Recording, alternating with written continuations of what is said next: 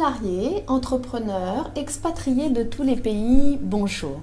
J'ai la chance aujourd'hui d'être avec Florence Chartier, partenaire d'Objectif Harmonie, communicante, coach certifié en PNL. Alors on va se tutoyer tout de suite, oui. Florence, parce qu'en fait on se connaît bien avec Florence. J'ai la chance de travailler avec elle depuis au moins 4 ans. C'est une personne de grande qualité et il est important aujourd'hui pour vous que je vous la présente afin qu'elle vous parle de pré-recrutement. C'est vrai qu'on a l'habitude, quand on parle RH, de penser recrutement, de penser motivation, moins pré-recrutement, et aujourd'hui Florence va nous faire partager son expérience dans l'accompagnement des entreprises et des programmes sur tout ce qui est pré-recrutement. J'ai un peu prédit ce qu'il fallait, c'est ça? C'est exactement ça, oui. Et puis, en des termes élogieux, on pourrait effectivement s'échanger ces éloges. Et je rebondis d'ailleurs sur ça, c'est important. Objectif Harmonie, oui. C'est vraiment un partenariat qu'on entame avec des valeurs communes. Et je pense que vous allez le ressentir. Exactement, on est dans la bienveillance, on est dans la qualité pour vous, on est dans le service client et on est orienté solution. Voilà, on n'avait pas répété et voyez, on l'a fait. Alors Florence, est-ce que tu peux nous expliquer qu'est-ce que c'est que cette phase de pré-recrutement précisément par rapport à ce qu'on a l'habitude de faire? Je suis une entreprise, j'ai besoin de recruter un collaborateur, je regarde si le CV et la lettre de motivation me conviennent, mais finalement c'est pas aussi simple que ça. C'est effectivement pas aussi simple que ça. Et il y a des solutions qu'on connaît effectivement pas trop pour préparer les candidats. C'est-à-dire, il y a une sélection qui est faite, effectivement, il y a les CV, et pour des entreprises qui ont besoin de recruter très régulièrement, c'est important d'avoir des personnes qui, d'emblée, seront dans l'action, dans leur poste. L'intérêt, c'est d'avoir ces formations qui permettent, alors on peut s'en référer à l'accueil client par exemple, qui permettent de donner des bases d'accueil, donner des bases de communication justement, de compréhension de l'autre, qui seront vraiment importantes. Alors c'est vrai, peut-être certains d'entre vous ont déjà entendu parler du fameux sourire à mettre dans la voix, effectivement, mais il y a pas mal d'autres outils en termes de communication que tu utilises et que tu travailles avec les stagiaires que tu reçois dans ce cadre de pré-recrutement?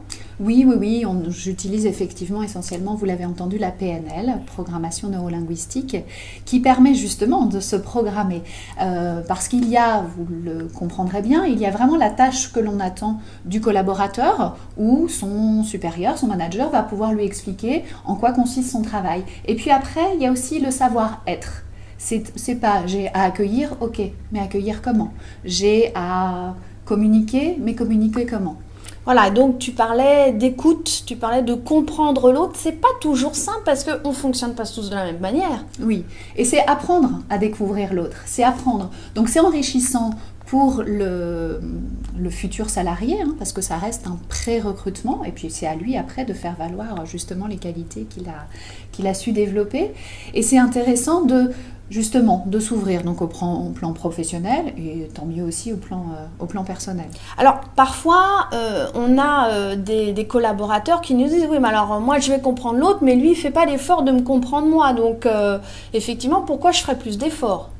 Ça fait partie de la communication justement. Si on reste dans cette notion d'effort, moi je dirais que j'ai presque pas atteint ma mission. C'est que ce sera plus un effort, c'est que ce sera vraiment quelque chose de positif. On rend les choses positives pour la personne en elle-même.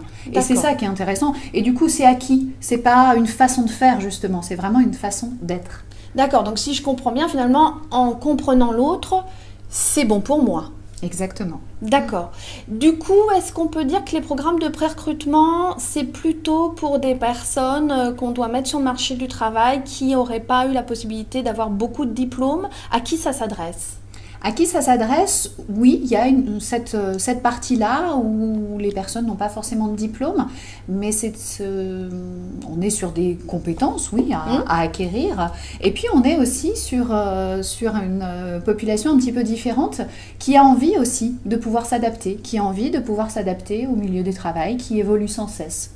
Oui, donc finalement, si tu nous dis évolution, ça s'adapte à moi qui ai 20 ans, moi qui en ai 30, moi qui ai 40 et qui ai envie d'une reconversion professionnelle. Aussi. Exactement.